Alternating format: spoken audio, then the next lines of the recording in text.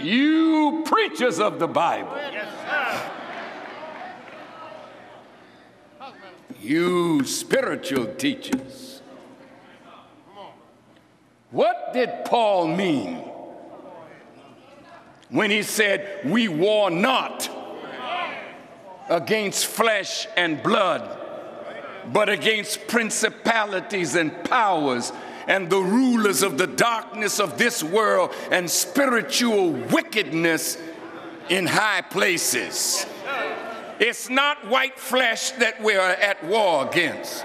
It's not black flesh that we're at war against. We are at war against principalities and powers and rulers who have created a mindset in the ignorant of all races.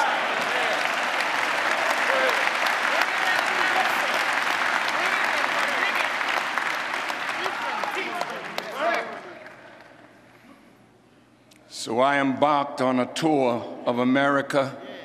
Stop the killing. And as fast as that tour was over, I embarked on another tour speaking strictly to black men.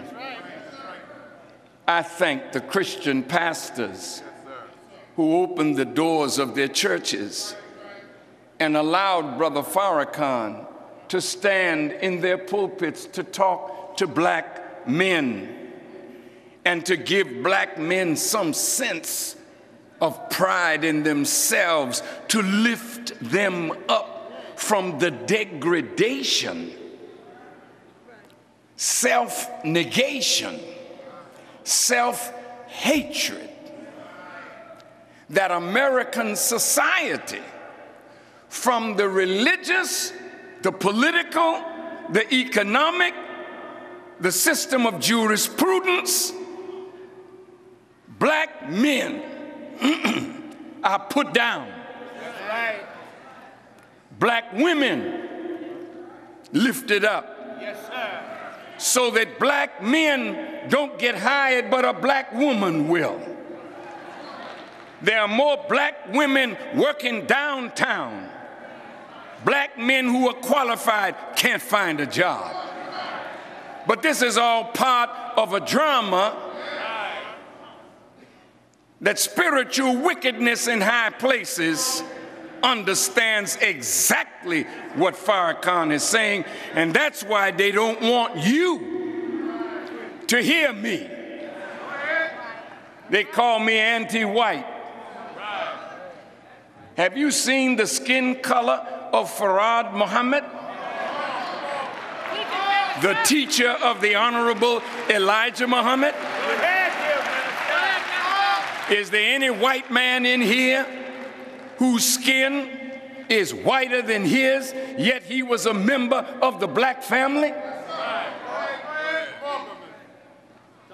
It's not about the color of your skin. It's about the way you think and the way you act and the ruling idea that's in your heart and your mind. In all of these men's meetings, it culminated when I said, I want to take 1 million men to Washington. We were opposed by our sisters. Some of our intellectual sisters, learned sisters, said, you know, men, no women, you see? Just a minute. You didn't understand. You weren't angry with God in the Bible when he made a man first, were you?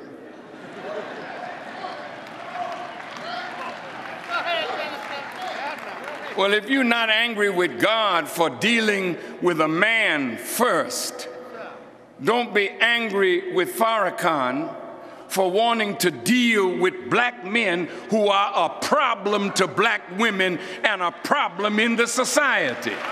Talk back to me if you can.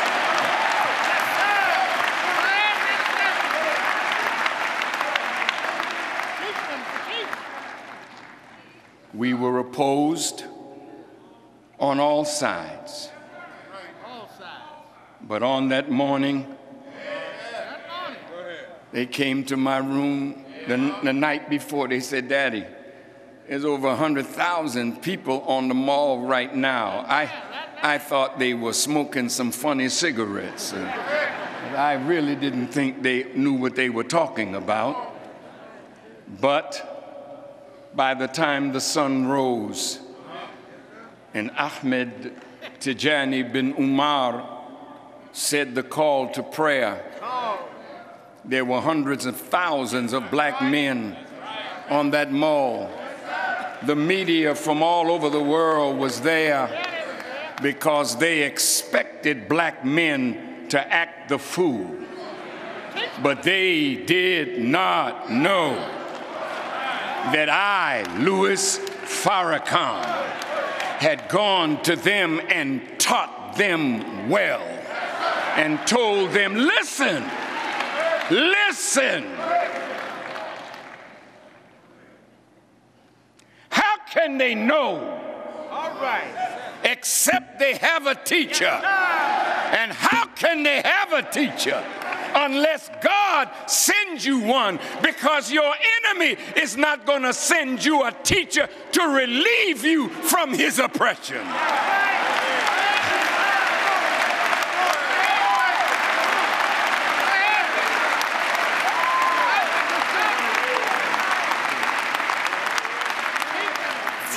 I told the brothers, you bring no weapons, no knife, no gun. Did I tell them? Yes, sir. I said, I'm having it on a Monday. Some of my Christian brothers said, what's wrong with Farrakhan?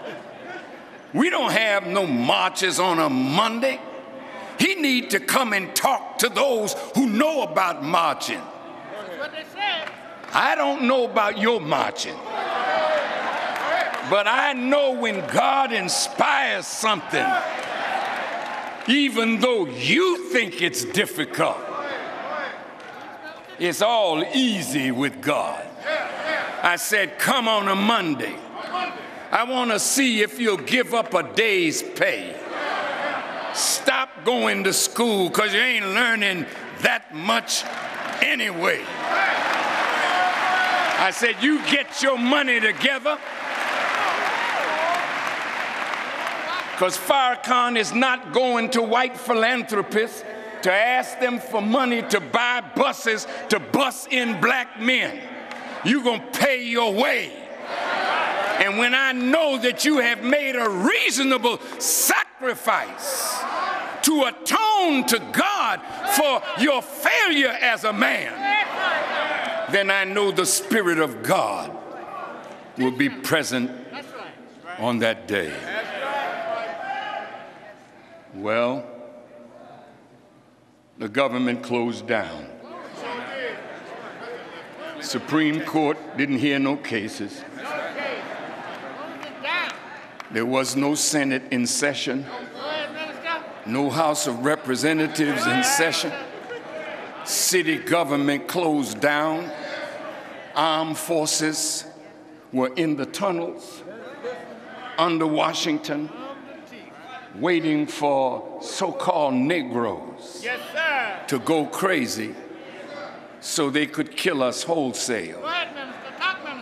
I sat with the police and my officials. At that time, the supreme captain of the Nation of Islam was Brother Sharif. Yes, sir. He's around here somewhere. Thank you. Come on out here.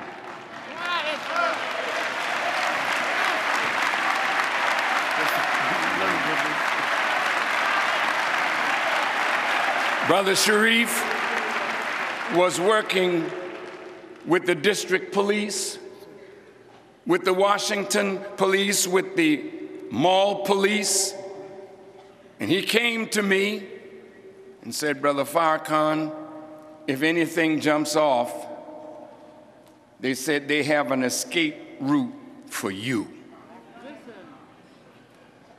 What did I tell you, Brother Sharif? You said Speak you don't up. you said you don't need no escape route, because if anything happens, you going right with your people. So go back and tell them that.